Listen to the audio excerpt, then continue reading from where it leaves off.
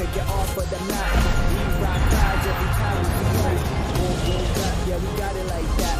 Kick drum, hit your whole body go crack. Then the baseline move, take it off for the night.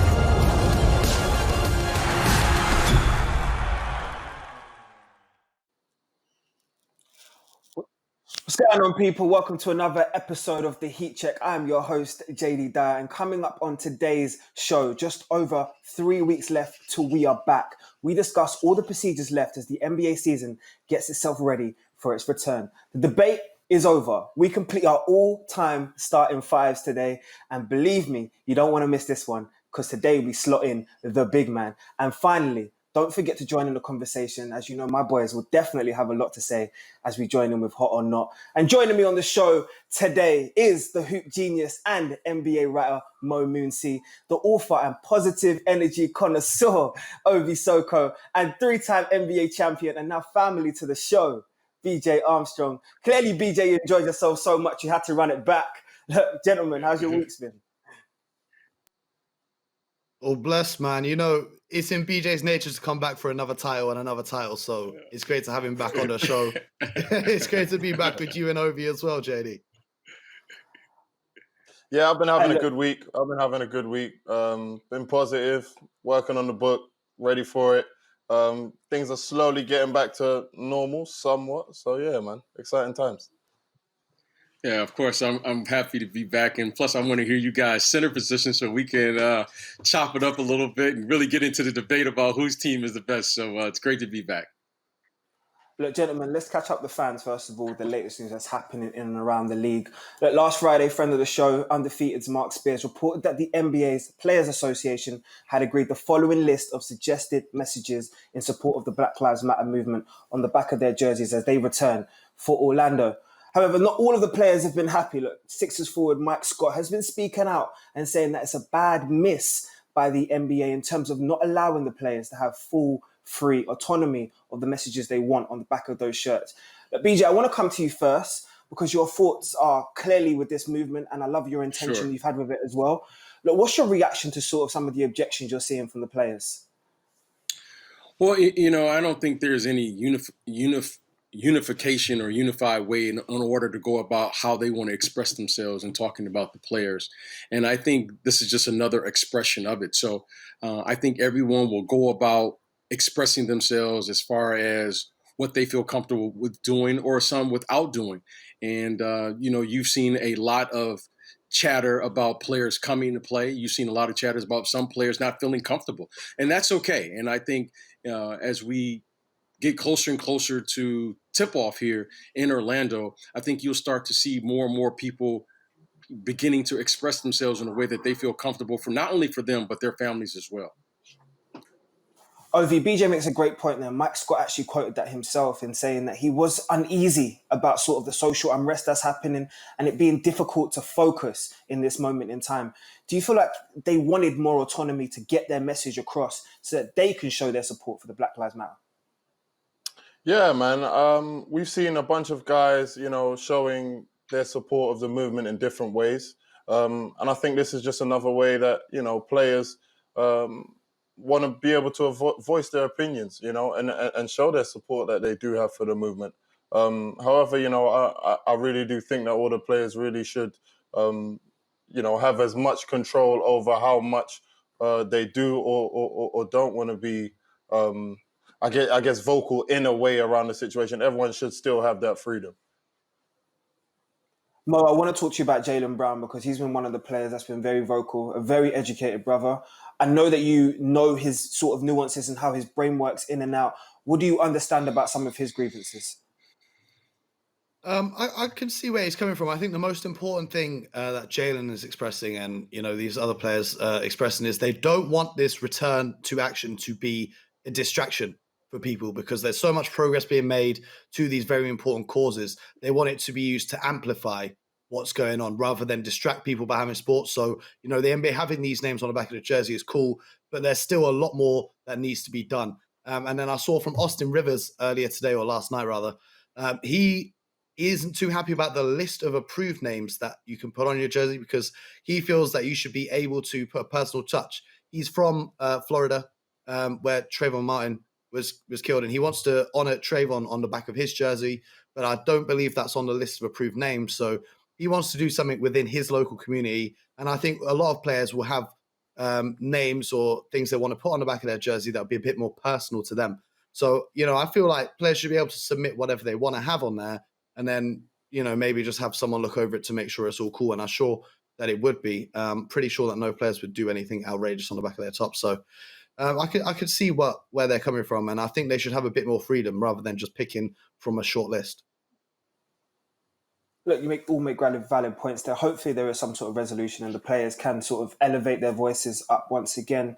But moving on, gentlemen, more interesting comments coming out of the league, and this time it's regarding the projected bubble down in Disney. Look, the Nets guard, Garrett Temple, who's also the vice president of the Players Association, spoke out about the uncomfort that the players are facing in terms of both on and off the court in this projected bubble. Look, Mo, I want to come to you first because I know you have a lot of insight with these players. And so what's your thoughts on the developments, the concerns from the players in this 3-month sort of bubble that they're projecting at this moment? I think it depends entirely on kind of a player-to-player basis. And it's very difficult. I know there's a lot of concerns, but I think it's very difficult to, kind of find out what's really going to happen and if these concerns are all going to be, as bad as they think, or things are going to be as good as they're expecting until they're actually there and in the bubble. So I know teams are arriving there today. I believe the Orlando Magic, I just got a message that they're just on their way. They're about to arrive in right now as we're speaking. So I think for a lot of players, it's going to be, they're going to go there and see how things are and give it a shot before they kind of make up their mind. Because no one really knows how these things are going to unfold. I mean, the pictures came out this week of the Disney ballroom that's been converted to have the hardwood floors on it, which I would have never thought in a million years that you'd see something like that happening. So I think they've got to wait and see. They're open to not playing or playing, but you've got to go there and see what it's saying before you can really complain like that, in my opinion. BJ, for all the players you know and all the players you've spoken to, naturally the relationships you would have around the league, right. What are you hearing from the players about the bubble projection? Well, there's a lot of uncertainty, guys, about going down here to Orlando in many regards. And first is the health and safety of the players. Many of the players are going down and they have families. These are uncertain times. And more importantly, we don't know the effects of COVID-19. If you get it, what are the after effects of it? So many of the players that I'm speaking with, they understand the economic ramifications of why they should go down. But again, health and safety and being away from your family for so long is definitely of a concern to many of the players. And we'll see how it plays out. But, there isn't one way for the players. I think each player is taking it individually and what's important to them. So many of these players are married with kids and family and things they have to take care of. And then suddenly now they could be away from their families literally for 3.5 months due to the bubble and the visitation and all of the things. So there's a lot of uncertainty here. There's a lot of anxiety as they head down and begin to start going down there this week. Initially, when we kind of spoke about this bubble, there seemed to be a bit of an excitement with us. You said that had that AAU feel, that all basketball, all action, 3-month sort of focus on it. But now we're getting closer to it. Can you understand sort of the trepidation and the concerns that some of the players are sort of raising? 100%. I could definitely understand some of the concerns. I mean, this is definitely a very new situation for everyone involved. And, whenever you do have a new situation, there's always going to be some concerns and questions. And especially around everything that's going on in the world right now and everything that's going on with this COVID-19 stuff. I don't blame the guys, you know what I mean? Everyone at the end of the day, before being a basketball player, these guys are brothers, sisters, husbands, you know what I'm saying? So, there's bigger things to worry about, I think, right now. And you're just seeing that. You're seeing the human side to these athletes that, we love to watch play basketball. Look, credit to the NBA again and credit to the NBA players because they're all getting a chance to use their voice and elevate their voice and promote it in the correct way. But BJ, you know what time it is, right? It's time for Hot or Not, my friend. Let's do this.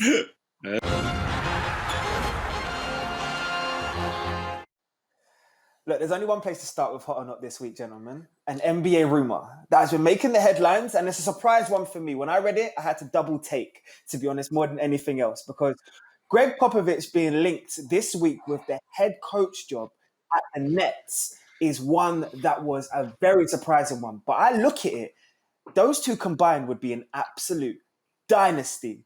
So, Ovie, I'm going to come to you. My hot take, how do you see it working out? And do you believe that Sean Marks can pull this off? Cold. It's a cold take. There's no dynasty there. I think no, and I'll tell you why. I think a lot of the time people take out of consideration the type of guys that Popovich was blessed to have over there at the Spurs, and that's not taking anything away from the coach. He was clearly a great coach, but you had guys like the Admiral, and then Timmy coming after him, and then Ginobili and Tony Parker. These are guys that come from well, all of these guys are very disciplined and very, very coachable, and I think it's very, very rare to have that level of superstar, especially in today's NBA. It's very rare to find that level of superstar that is that coachable, that allowed Popovich to put his system in place. I think it made it easier to coach when you have guys that are so talented and want to be coached to that high level and don't mind, being told off. In a sense, every once in a while. I don't think they have that same kind of personnel. They do have talent over there, but I don't think they have the same makeup of guys, if you see where I'm coming from. Look, BJ, he didn't even give me a chance to let it breathe before he shut it down. So I'm going to come to you now.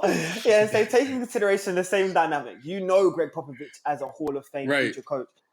And you see the impact that these two superstars have had in Kyrie and KD. Surely it's a match made in heaven. It's cold. It's cold.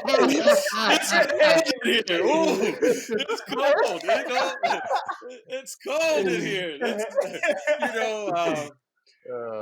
I'm gonna tell you, Gregg Popovich, Coach Pop, has had an amazing career, and I think one thing is when you're talking about making a dynasty, and you're talking about making a run, it's going to take time.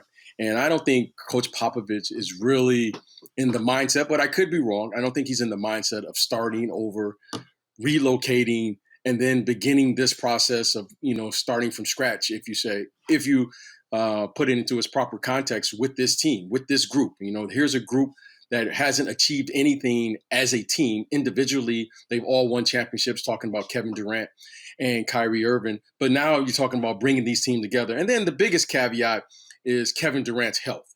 Kevin Durant is coming off a major injury, Achilles. That's going to take time. We don't know how he's going to come back, and we'll see. Kyrie's had some well-documented injury problems as well. And, they have a good young team. I like their group, but I don't see Coach Popovich getting up, moving to Brooklyn to go there and start over right there. So this is a very cold, very chilly take, but I'm not buying into this one. Mo, save me out here, please. I need to just remind everybody of the relationship that Sean Marks has with Coach Pop, coming up in that San Antonio system, the close relationship that you have with R.C. Buford. Mo, tell me that Sean Marks can pull this off and we can see a new dynasty in the NBA. I'm not coming to save you, Jaydee. I'm not coming to save you. Because aside from the reasons that Ovie and BJ have said, firstly, KD and Kyrie, the way that they wouldn't last a day with Gregg Popovich. If Kawhi Leonard couldn't handle it, then there's no way that Kevin Durant, Mr. Burner account himself, is going to be able to handle that. The other thing of what BJ said about KD coming back with his injuries, we don't know what to expect. The biggest thing for me in this question is, you're saying there'd be a dynasty. What is a dynasty? You're talking about the Bulls with Michael Jordan and BJ's team there. You're talking about the Celtics with Bill Russell. A dynasty is a team that flat out steamrolls any opponent that comes in front of them. If KD coming off, the age of 31, coming off this Achilles injury, Kyrie with his injuries, and then Spencer Dinwiddie's probably going to be leaving this summer or this offseason, or however you want to call it now. Jarrett Allen, who's not getting the minutes because DeAndre Jordan is there. I don't see them steamrolling every team they play against. You're talking about an Eastern Conference where I know everyone says traditionally they're weak, but now you're looking at Giannis, the MVP and potential Defensive Player of the Year. You're talking about Siakam coming up in Toronto. You're talking about the Pacers are putting stuff together with Oladipo coming back. You're talking about Tatum in Boston. There's no, Brooklyn aren't just going to steamroll through those guys. A dynasty is a team that is absolutely king and no one can dethrone them. LeBron on the Heat, that wasn't a dynasty. They only got 2 titles there. So putting KD and Kyrie together, I'm not calling that a dynasty regardless of who you get to coach that team. Wow, that was a big slap in the face from all 3 of you. All right, but let's switch gears. Let's switch gears. And honestly, I'm dead serious. This one is one that I want you to all think about, because I'd like to talk about one of the biggest underrated superstars in the NBA, one of the faces now of NBA 2K21, Damian Lillard. Look, Portland head into the Orlando bubble, 39 and 37, 3.5 game back from the Memphis Grizzlies. But you have to look at their regressive step from last season, going to the Western Conference Finals. So I go to both of you, and BJ, I want to come to you first. Dame is 30 next year. At this stage of his career, he needs to start thinking about a bigger market so that he can win a championship on his own. Well, the grass isn't always greener on the other side. And I'm not convinced that Dame needs to go anywhere because, he is a very established player. I love what he's done there in Portland. And, all of these guys moving around doesn't necessarily mean that they're going to win a championship. I know it's been a formula that has been used, in particular with one player, in LeBron James, and I guess recently with Kevin Durant. But I would love to see Dame, stay there in Portland and figure it out. And it's okay. Every player can't just run to try to win a championship. It doesn't validate you. I think that was one of the things that you saw with Kevin Durant. I think it's important for people to just be comfortable with where they're at. So I hope as a basketball fan that Dame stays there in Portland and continues to fight and do the things that you do as an athlete. What's wrong with just doing your best? It doesn't always have to win a championship. I know it's nice. I know we talk a lot about it. But here now on this side in the media, I love competition, and I love to see Dame, go against Steph Curry and go against all the other great players, James Harden, so forth and so on. So for him to go and just chase a championship and have to get to an LA or get to New York, just moving doesn't always mean that it's better. So hopefully that he stays there. He's built something special up there in Portland. And I love to see him continue to fight. And I think it would be that much sweeter if he was able to win there in Portland in a Trailblazers uniform. Mo, I respect everything BJ just said, but I have to politely disagree. Because we know when it comes down to legacies and they look at things at the end, they do count your championship rings. Now, Dame Lillard is someone that is way too talented to finish off his career without a championship ring. So I come to you. Do you believe that this is the right stage for him to position himself so he can individually win a ring? I know what you're saying about needing that ring to add to his legacy. The original question about the big market, I don't really think that big market, that's a bit of a myth in this age of social media and stuff. He's already on the cover of NBA 2K, which is one of the biggest things that a player can get because only one guy gets that every year. He's got his music career that's popping. He's a household name. There's hundreds of memes that are made about him and his shot against OKC last year. He doesn't need a big market. You're talking about a big market, that's New York. Does he want to go to the Knicks? Hell no. And these are rumors about the Lakers and the Knicks that are coming from 2018. Back in 2018, he replied to a fan on Twitter and kind of insinuated that he would be happy about playing for the Lakers. We didn't outright say it. But what he has said is he's aiming to be one of the greatest and longest tenured Portland Trailblazers in franchise history.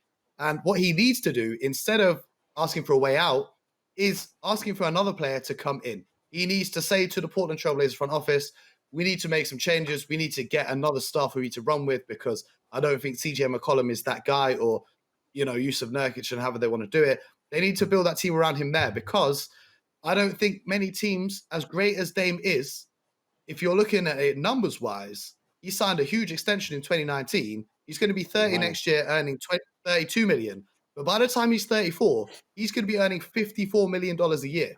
Now, that is a lot of money for a 34-year-old point guard.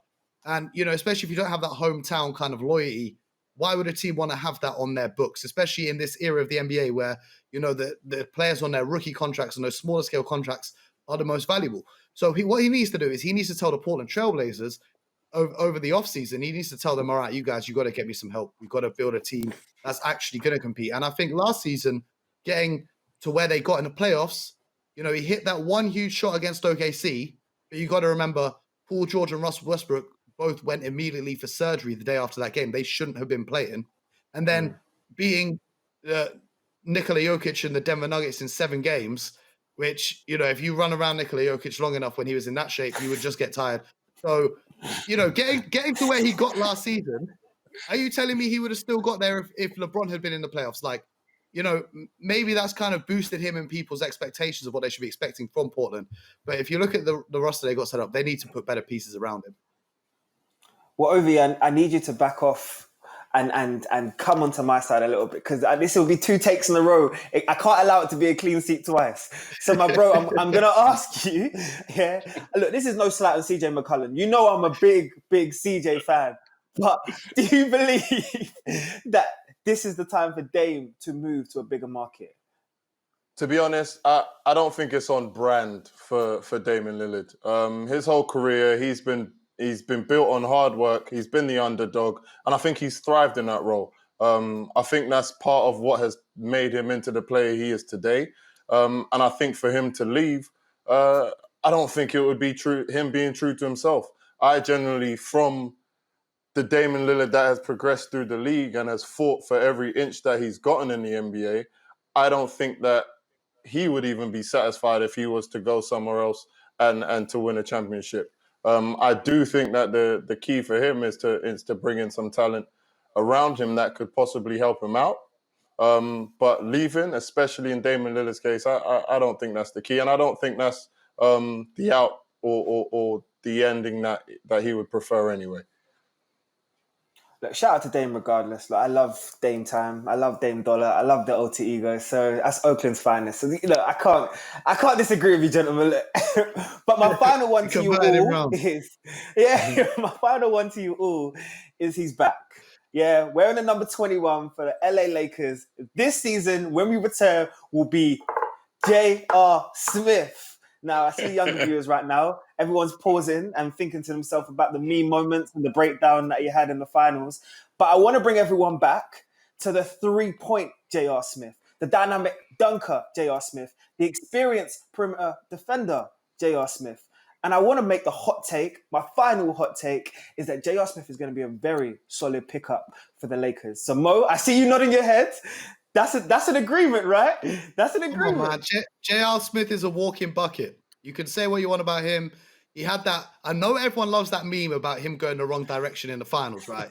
But that's on George Hill. If he never misses that free throw, that never happens to JR. You got to make your free throws here. So no. In my eyes, JR Smith is. I know he's made a few mistakes over his career, but what he's bringing to this team, if you're looking at a player to pick up, you've lost Avery Bradley now. You need a 3-and-D guy that you can bring in. And that's the exact role that JR filled in with LeBron back in Cleveland when they won that championship. So I'm very excited for what he can bring to the team, because you're looking at it, who else could you have brought in that's better than JR Smith? Probably the only other player that I would have liked to see brought in would be Gerald Green, but JR's got that rapport with LeBron already. So the team chemistry is going to be there. They're very tight when they're, off the court. They're very close friends. And I'm going to say this right now. JR Smith is going to come up huge. There will be at least one moment in the playoff run for the Lakers where he hits a huge shot, and you know exactly how it's going to go down. LeBron will draw in the defense. He's going to kick it to JR, and JR will knock it down, and he'll redeem himself for the catastrophe that happened against the Warriors. I love that. Redemption is part of basketball, and he'll probably be falling into the first row while he does it. But VJ, I come to you, looking at those chemistry situations that Mo just talked about, especially with LeBron James. Do you believe it's important that he has someone who's been there and done it with him beforehand? Well, I've been a huge JR fan over the years. However, in this situation, I don't feel that this is a situation that's really what we're thinking of the JR of old. And here's why. It's going to take time, especially when you're talking about a championship caliber team, for players to really come in and kind of get acclimated to the situation. I don't think there's really enough time. There's 8 games prior to the playoffs are going to begin. JR hasn't played all year with this group. And more importantly, they have an interior player that's going to demand touches, which is going to really shift the balance of floor in Anthony Davis. Anthony Davis is still the leading scorer on this team, and he's going to demand touches. And we don't know how the game is going to be played once it does come back into play. We're just thinking of old, getting up and down, pace and space. I don't know. They don't know. And more importantly, JR hasn't been in what we call game condition to go out there and play. But you know what? He is a wild card. He does have the ability to get hot. He makes shots. He does it in a kind of a really an exciting way, the way that he plays. He definitely has, the ability to do it. I understand what people are saying, but I don't think there's enough time for him to really adjust. It normally takes about 25 games or so to get adjusted to a team, to a group, how you play. And I just feel under these circumstances that it's kind of going to be rushed and everyone's going to have to fit in, because if you lose 3 or 4 games here, it could really be a game changer in many regards. Oh, Ovie, you've got the deciding vote on hot or not, man. Look, J.R. Smith hasn't played a competitive game since November 2018. What JR are we expecting in the bubble? The solid pickup or someone that's not going to benefit the Lakers? I think for the situation we're in now, especially when every single game is going to mean so much, especially going down the stretch, I think it would be unfair to expect JR to be the JR that we've expected, especially coming off such a long stretch without playing. I've gone out and I haven't played long periods of time, and I can attest to how difficult it is to get back into game rhythm. And then, you want to make an impact on the game, but you don't want to mess up the team chemistry that's clearly already been built on this Lakers team. Yes, he has played with LeBron James, but he's not the only player that he's going to be out there playing with. So, these are all factors that a lot of people have to take into consideration, on top of the fact that they're going to be playing under completely different circumstances. Yeah, they've been there and done it in the NBA Championships and whatnot, but they've never done it in the bubble, and none of these players have ever done it in the bubble. And I think that's just another extra element that he has to get used to, as well as having to get used to all of these other factors already. So, do I think that, he has the experience and is he a top quality player? Of course, hell yeah. But do I believe that, he is it for the Lakers? I don't know, man. I definitely think it could go one of 2 ways. They could either gain a great player with experience, or, they could be missing a player. The thing is about JR is yesterday, from his own words, he said, my job here is to play defense, shoot threes, and stay out of the way. He's coming in to fill a very specific role. I'm not saying he's going to come in and score 16 points off the bench every game. He's coming in to do a job, and that is a job that he is more than capable of doing. To the question of him not playing for so long, he's actually been in the gym in New York. He's been in Chris Brickley's gym. The gym that you see, Hoodie Mello, all the footage comes from there, that all the NBA players are in when they're not playing. All those guys are always running up and down that court.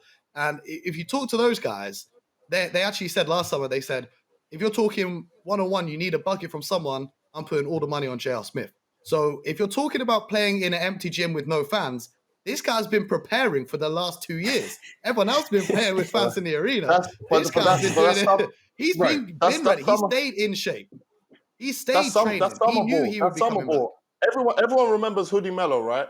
And then you remember what happened after. And that's not to no disrespect to Mello, but playing. Mello came back and got Player of the Week when he signed with Portland. That's what happened with Mello. Yeah, Player of the Week. You can have a one-off. This is we can't afford to lose there. We're going into playoffs. Every game will mean something.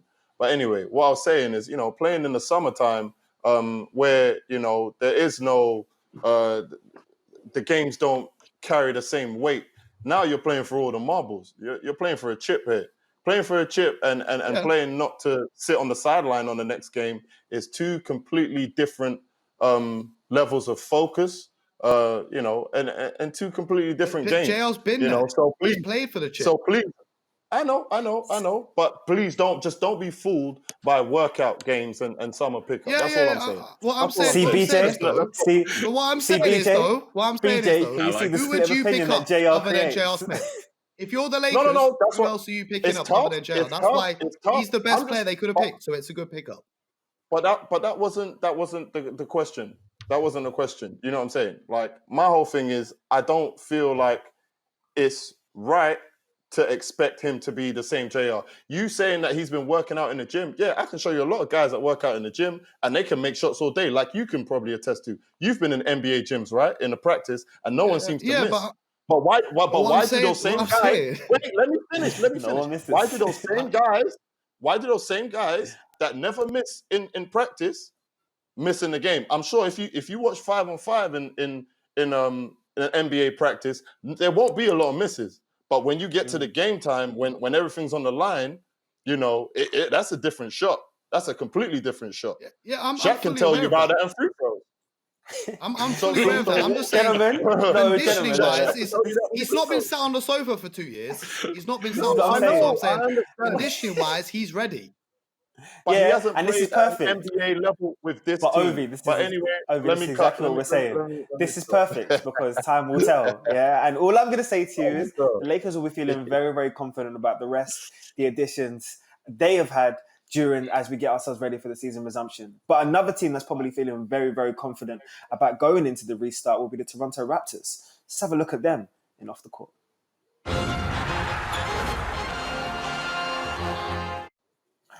I know your timescales are probably thrown off, but this time last year, the Toronto Raptors achieved greatness, becoming the first team outside of the USA to win the NBA Championship.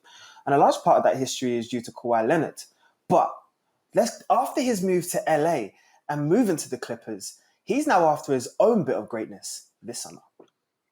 Everyone wants to chat about legacy. You know, MJ this, LeBron that. What about Magic? The debates go on forever, and quite frankly, they're a bit long. However, the one constant factor in all of these conversations is, can he get it done when it matters? And Kawhi Leonard kind of does. Now, of course, there's elements that seem to hold him back in these types of conversations. Injury history, load management, the fact he only says about 7 words to the media per year. They don't exactly do him any favours. But who cares? This man has already won 2 NBA Finals MVPs. The first was in 2014, playing for the San Antonio Spurs, in which he surprised everyone. They torched the Miami Heat, won the series 4-1, and a 22-year-old Kawhi Leonard put the league on notice. Fast forward to 2019, and kind of like a Pokemon, this version of Kawhi is completely evolved from the one we saw in 2014. He's led the Toronto Raptors to their first ever NBA championship, and by led, I mean absolutely carried. The way this man stepped up in big moments over their run through the playoffs has led members of the NBA community comparing him to a certain shooting guard from the Chicago Bulls. But again, we won't get into that, it's a bit long.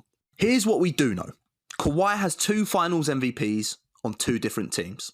The only other players to pull that off have been LeBron James and Kareem AbdulJabbar. No player has ever won 3 on 3 different teams. So if the Clippers, who are one of the favourites, manage to get that ring led by Kawhi, he might start having to get a mention. It's worth noting that LeBron could also achieve this if the Lakers win, but nobody has an issue talking about him in the top 3 of all time, so it's not as juicy. Now, of course, this is all hypothetical, but all I know is, when it's time for the 2020 NBA Finals, we could be witnessing history. Thank you, Yanni. I mean, Kawhi is a man of very, very few words, but all action. And I've had the privilege of actually speaking to him during the NBA Finals. The very few words that I did get out of him. But I had a greater appreciation watching him up close and how special he actually is. So, BJ, I come to you. The $1 million question.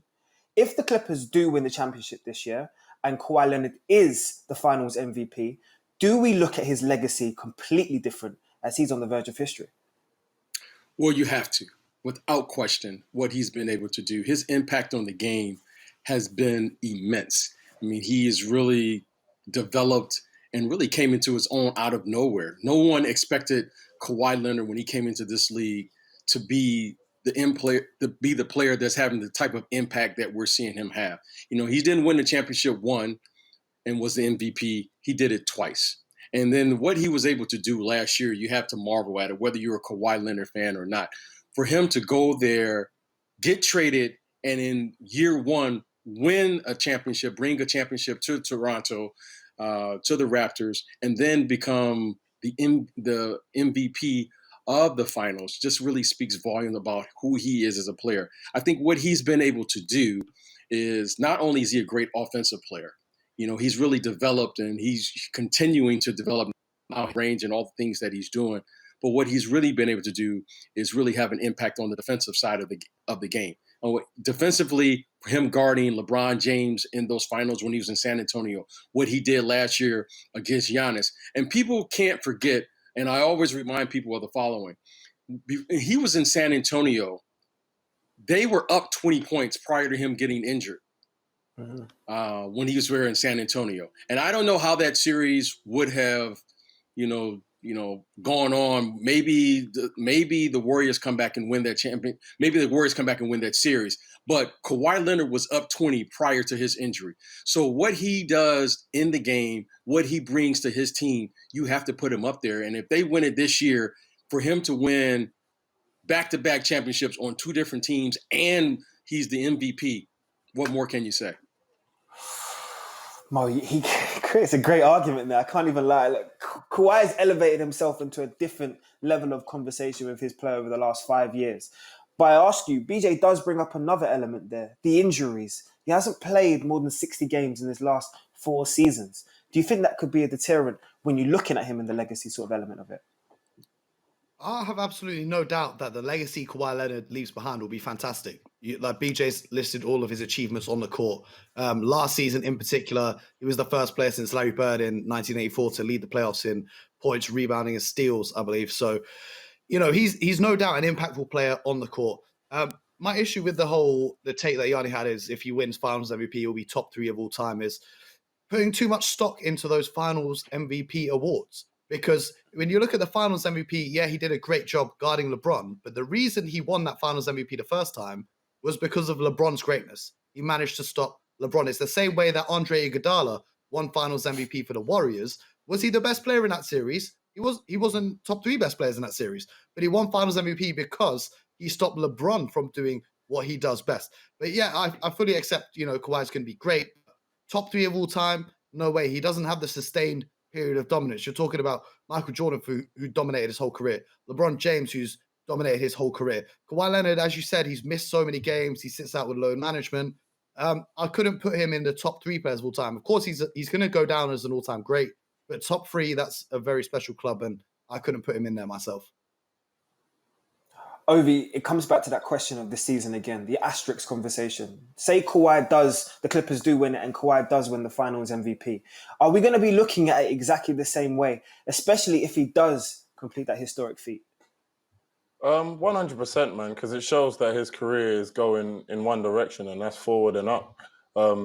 Injuries, these are things that happen. Do you know what I mean? There's not too much you can do at times when it comes to misfortune. But, when you look at his career, especially remembering that the year prior to them winning that NBA championship and winning that Finals MVP, he actually missed some clutch free throws that would have put that game away when Ray Allen ended up hitting that absolutely huge shot.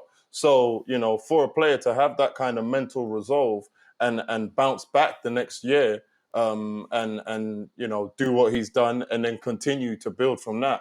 I think, we are looking at the progression of an absolutely special player.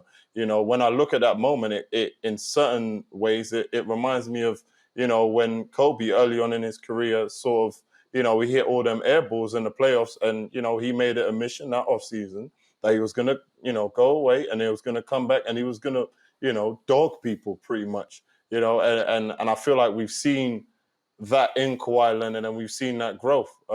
So I think he's every bit deserving of these final MVPs that he's gotten. And if he can do it again this year,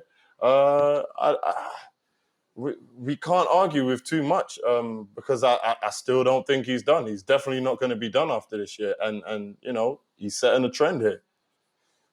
Look, you're right, because after what we consider a slow start to his career, the last 5 years have been incredible. And he's doing all of this. I'm talking about the Defensive Players of the Year, the Finals MVPs, the championships, all before the age of 30. So his legacy is going in the right trajectory, as they would say. But I have a question for both of you lot, because look, speaking of legacies, some of the reputations are on the line here in Posted Up as we complete our all-time starting fives. So let's jump into it.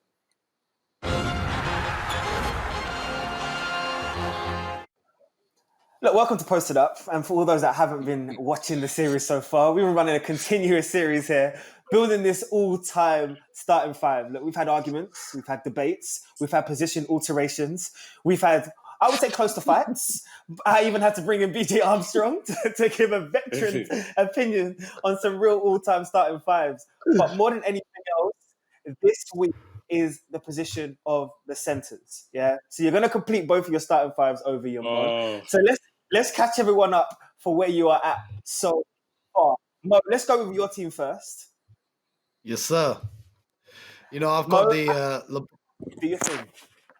I got LeBron James at the 1. He's a fantastic facilitator of the ball. He can orchestrate that offense, and he's happy to defer to his teammates when he needs to, as you've seen throughout his career. The shooting guard, of course, you've got to have the GOAT Michael Jordan. I don't think I need to explain that one too much. Small forward, Larry Bird, one of the most clutch players to ever touch a basketball, an absolutely dominant force. Power forward, I do not have Kevin Durant. I have Even Kevin though Garnett. you should have. I have Kevin Garnett, who in his prime, if you didn't watch Kevin Garnett in his prime, you need to go back and check that. And absolutely. I mean, this is what we love We about did live that again. TV, right? And no, this is what we love about live TV. We're just going to continue rolling with it because All right, we're gonna roll with it. Mo spent about 30 minutes complaining about Kevin Durant at the power forward position, and yet somehow he's managed to creep into your I was team. just saying, You know what it Kevin is? Garnett would I think one of those burners account has been tweeting at you and telling you, look, Mo, don't be talking too much crud. I might just creep up in your team anyway. I got you. Yeah. Ovie, look, talk to me about your starting five. Time to take it away. Okay. So, it's time for you to take him to school. You know, at the point guard, I don't think there's another person who could legitimately take the point guard spot. When you're talking about flair, you're talking about game, you're talking about charisma, and then we're talking about a 6'9" point guard who completely ran that Showtime Lakers. None other than Magic Johnson. At the shooting guard, we've got probably one of the ultimate competitors that this game has ever seen in Michael Jordan. Can score inside, outside, give it to you on the block, however you want it. Over the top of you, MJ. At the 3, a versatile player, LeBron James, who really could probably play 1 through 5. We've got him in there as another specific. Yeah, 1 through 5. Yeah, he can play the 1 through 5, but he's not a point guard. We've got Magic Johnson for that one.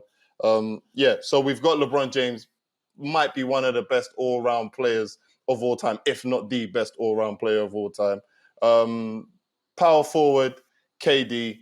Now, a lot of people might wince at that KD pick, but when we get to this 5 position, I think a lot will become clear. So just to update the fans, because BJ, you're going to have the oversiding vote. Like, you're going to let these guys know who has the best all-time 5. So, Ovie, I'm going to let you go first. But just to be clear, Mo had Kevin Garnett in his team and Ovie had Kevin Durant in his team. So that's where the debate was going on, and that could still be going on, I think, after this show anyway. But Ovie, the floor is yours. Yeah? Tell me, who fills the 5 position for your team, bro? So, Mo, I think he had a 3-3 on his team. No, well, he had Larry on his team. But anyway, forget that. I've got none other than Kareem AbdulJabbar. You've got a shot that was absolutely unguardable at 7'2", the versatility, the strength, the athleticism, being able to hook with the left and the right. You're talking about his sky hook, it went out. You're talking about deep twos. The guy was hitting deep twos with the left and the right. As soon as he extended, he's shooting over the top of any defender you're going to put in front of him. When you have a player like that in the middle, that's most likely going to demand a double team in a lot of situations. I think that automatically puts you in trouble. And you having KG, who was a 4-man and later on in his career ended up playing the 5, big men have a tendency to get sucked into the paint. So if he's on that weak side and he's seeing that 5-man getting dogged out, he's going to be leaving KD on the other side and he's going to have to be playing off closeouts. So forget that. Now we're going to talk about transition. When you got Magic Johnson pushing the ball in transition, we already know how those two linked up because we saw it. But these pick and rolls in transition, they're going to cause mismatches all over the place. And now you're going to have your 4-man, he's going to have to be playing off of closeouts. And what I have in a shooter in KD and someone who can get a shot off very quick and clearly play off closeouts, as soon as you get caught in mismatches, because you've gone with a more traditional lineup, I think you're going to be in trouble. Where I lose things on, in the half court, set basketball, when you're talking about banging down low, I will give some stuff up when you talk about KG. But now when I'm talking about KG having to guard KD on the other side off of closeouts and in transition, like the team I've built that can get up and down, I really don't know if there's any way you can legitimately compete with these guys. But go ahead, I'm going to let you go. Oh, this is going to be interesting. Woo! That's nice, man. It's sweet that Ovie's thought up these hypothetical scenarios about No, how this my is team is basketball. apparently going to get beat Basketball, down. baby. Let me tell you basketball. Let me tell you basketball. You're talking about my 5-man getting dogged out apparently by Kareem and KG having to come and help. I'm picking a player who's the NBA's all-time leader in block shots. We're talking about an elite caliber defender. You're talking about transition. I'm talking about the guy who's won rebounding titles. Where are you getting your transition buckets from? My guys are cleaning the boards. You're talking about the pick and roll. The guy I'm putting at the 5 has had the best footwork of any big man. My lineup is designed. I could even I hope switch it ain't that. Hakeem. It'd be I around hope the it pick and ain't roll. Hakeem. You damn sure it's Hakeem the Dream. Like, it's not Okay, let me Kareem the quote- Dream. I can quote- It's Hakeem quote. the Dream. I can quote Kareem because Kareem said Hakeem said himself. He said, I miss seeing Kareem Abdul-Jabbar out there on the court, but I don't miss playing against him. You know why he said that? Because when he put that 7-2 arm up like this from anywhere on the floor, and he raised that one leg, and he dropped it like this. You know what that means? That's 2. Every single 2. It was Okay, unguardable. okay. The shot was absolutely unguardable. So all that mess you're talking about, I can pull up video footage of your boy himself saying that Kareem Abdul-Jabbar ain't no one touching him. So what are you telling me now? Okay. Talk to me. Well, I'm telling you. BJ, Well, I'm wait, telling wait, you. Mo, I gotta get Wait, BJ's take. I bro. gotta get BJ's take. Wait a minute. Let me I gotta see reply the to that. Let me reply to that still. Yeah? We're talking about, cool, unguardable shot, whatever. Cool. You can have that. And Well, and you're looking at- Hakeem said that and Hakeem said himself, but go on. First and foremost, if you sit down and talk to Kareem Olajuwon, he's possibly the most humble individual that I've ever met in my entire life. I asked him to name his all-time starting 5, and he said to me, I could pull up the video too. He said to me, Yeah, go I don't on, want to go name on. my all-time starting 5 because I don't want to offend anyone by leaving out any great players. Okay? So that's Kareem's first of all. not So a if nice you want to guy. put stock into My what he's 5 man's saying, not a nice guy. My 5 if man's you wanna not put a nice guy. stock- My 5 man's a dog. My 5 man is a dog. People said he had a bad attitude. I'm hey, talking that off could the have court, been on the court, whatever, bruv. misinterpreted. Listen, what I'm saying to you is it doesn't matter because when you're talking about Kareem, what people forget about is Kareem won when he had great teammates. In Milwaukee, he had Oscar Robertson. In LA, he had Magic Johnson. Can you name the best 3 teammates that Hakeem Olajuwon ever played with, Ovie? Can you name the 3 best players? Won. The 3 best players Hakeem ever played with. Can you even name me 2? Let me finish. Don't ever get it confused. He didn't win because of them. They won because of him. You're talking about someone who won three college championships, which is almost unheard of, and he might have won 4 if they allowed freshmen to play back then. But they didn't even allow freshmen to play. Okay. So you're talking about someone who has won. No, wait. Just stop. Yeah. You're talking about someone who has won everywhere he has gone. You're talking about someone who has won everywhere he has gone. Okay. I'm about to prove you wrong. And every team. I'm about to prove you wrong. Team.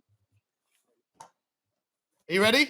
Can we put up most team? I want to see most team. If he didn't win, because of his teammates, if he didn't win because of his teammates, then in Milwaukee, Of course, when they went to Game 7 in the finals, after winning 59 games, the next season without Oscar Robertson, why did they only win 38 games?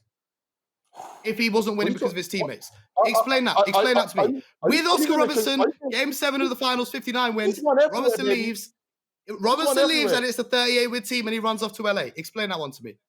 Yo, he's won everywhere he's gone. Explain that. Why couldn't he win without Oscar Robertson in Milwaukee? Okay. You're saying he wins everywhere. Why didn't he only win 30 games that season? BJ. Explain it to me. I'm talking facts.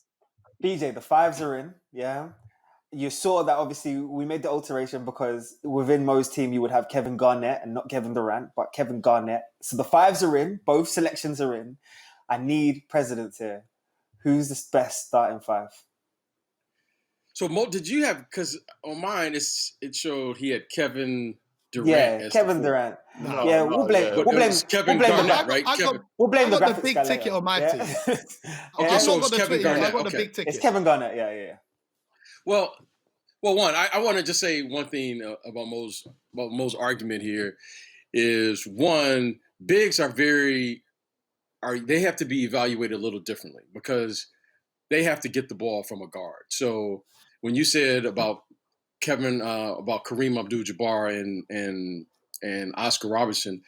It's very hard for a big to be a big without playing with a great guard, and that is the formula, right? Whether it's Kareem playing with Oscar Robertson and Magic Johnson, Shaquille O'Neal playing with, Shaquille O'Neal to me had a great understanding of the game because he played with Penny Hardaway, then he played with Kobe Bryant. Then he went to play with LeBron James. He played everywhere he's gone. He's always D-Wade. So he's always figured out how to play with a great guard. And, Wilt Chamberlain, so forth and so on. The thing is as I'm listening to these teams, and both of these are great teams because they're obviously great players, is in my era, the game was a little different than the current era.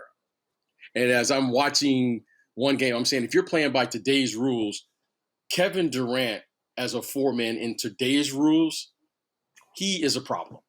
Because back in my era, Kevin Durant is not playing the four in my era. I don't care in what era. So as you're looking at the game, I'm just looking at the rules and the eras in which we're discussing. Because at one point, the power forward position was big, powerful, bruiser-type players. You had the Buck Williams, the Otis Thorpes, the Dennis Rodmans, all of those guys. And then suddenly now we have what we call stretch four. So, I pick the teams based on the players that I love in my era, but I definitely see this era. And I would love to have a game where you have my guy was Tim Duncan. So Tim Duncan and my team, I'm saying, okay, I'm going to give up some 3-point shots to Kevin Durant. I'm going to give up some 3-point shots, but I know that there's nothing that that player is going to do to stop me on the other end. There's a chance that he may not have his jumper shot going, or I can always switch and I can do things. So I think we have to really take into consideration to the era and then make the debate on which rules that we're playing by if we're really going to have a real discussion about these teams that we both that all three of us have assembled. But let me say one thing though. With that, you talk about errors and stuff. Now KD's the caliber of player. You're never gonna leave a guy like that just to shoot alone. Like that's unheard of. I don't think he's ever gonna have an off night personally. He's that level of player, So when you're talking about having a guy like that, even though you're gonna say he will hit some, you're still gonna make an effort to make closeouts on those shots. And now with Kareem inside and Big's tendencies to get sucked into the paint whenever there's trouble, drives or whatever it might be, with Kareem on that weak side giving him hell, I honestly think that KD matchup, now you're talking about guys having to play him off closeout. So it's not necessarily he's shooting threes all night, but he's going to be getting a head full of steam coming downhill at these guys. But this is the flaw in your team. If you're talking about bigs getting sucked into the middle with Kareem down there, yeah, it's a fact. You're forgetting no, it's a fact. What you're forgetting is why are they going to help off Kevin Durant? The rotations can rotate, and then Magic Johnson's open. Ain't no one worried about Magic Johnson shooting. Wait. LeBron James is open. He's not historically great three-point shooter. You're assuming that the team playing is going to help off purely Kevin Durant, and that's your whole argument. I'm saying your all-time team is predicated upon a hypothetical defensive scheme and my team. This is why we love. This is why we love the game, because I'm going to be honest with you. Both of you have very, very strong vibes. BJ, I'm going to need one name though. Just give me one name. Whose selection would you go with? Whew. This is tough. I can't bet against Kareem. I really can't, because Kareem has a shot and a move that's just unstoppable. And athletically, I don't care what era you're playing in, that young Kareem was just moving and doing things that you really can't debate. And, I'm Akeem Olajuwon. I mean, I saw the Dream Shake personally. I mean, that there was nothing you could do. But Kareem, he had a shot that was unstoppable. I don't care what era. He's shooting at a very high percentage. Defensively, he's a problem. And athletically, it doesn't matter, whether you're playing now, back then, physicality, so forth. Wilt Chamberlain said it. That was the only shot that he saw that he couldn't block. He couldn't touch it. And it's just amazing. He was just twice on one play. Yeah, it is. But you know what? Also, they'll show Kareem giving him about 40 on a number of occasions. There's also footage of Hakeem giving Kareem 40. Vince, honestly, absolutely. I know we could definitely still talk about this forever, but this is why we love the NBA. When we started this 5 weeks ago, we knew the conversation was going to end up at this moment. And thank God the NBA is back this month. So let's give you a breakdown of the return of live action here at Sky Sports in the Primetime Preview. Looking at these games, as you can see, the live action does begin on July 30th. Zion will be kicking everything off in Orlando against the Utah Jazz, 11:30 on Sky Sports. And as you can see, as you look down through that list, there are some very friendly games there for our times. These are all UK times as well. The Mavs versus the Rockets. You're seeing Giannis as well in those opening couple of games. And I didn't even speak about the Battle of LA. Gentlemen, what an absolute pleasure it's been to be on the show with you guys today. BJ, your family now, you know that, right? So we've got to have you back as soon as we can again. Yeah, there's going to be loads of debates to handle, man, during this season. I got to get my debate. These guys right here, I got to come with it. I see they bringing heat. they bringing the smoke. This is really a heat check, literally a heat check. and we are back again next week with our new time of 8 p.m. on the Sky Sports YouTube channel. Every Tuesday, you know where to find the Heatcheck family. We are going to be here bringing the best NBA debates. And then we repeat the following evening, Wednesday, 8 p.m. on Sky Sports Arena, just in case you weren't able to catch it online. Look, there's not much left from us to debate. I don't think there's much left for us to say. Shout out a happy belated birthday to Zion Williamson. And look, enjoy the rest of your weeks and make sure you take every opportunity that's given to you this week, man. God bless. Sky Sports. Feel it all.